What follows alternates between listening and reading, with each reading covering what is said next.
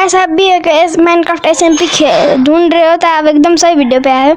So this is the video applications are open for barrier SMP। Barrier SMP एक survival plus lifestyle server होने वाला है। इस server में बहुत सारे प्लेयर्स खेल सकते हैं। आप लोगों को बस क्या करना है, 3 क्राइटेरिया का ध्यान रखना है: editing, thumbnail and story telling.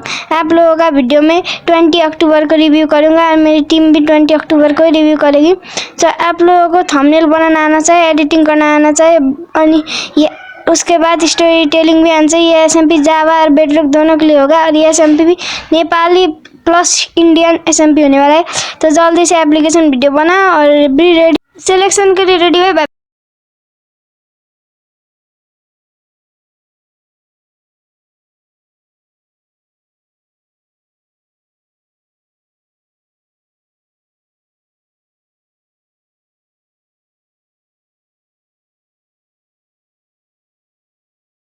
आप लोगों को भी ऐसा ही वीडियो बनाना है और हम रिव्यू करेंगे 10 अक्टूबर का। हम मिलते हैं आप लोगों को 10 अक्टूबर। बाय।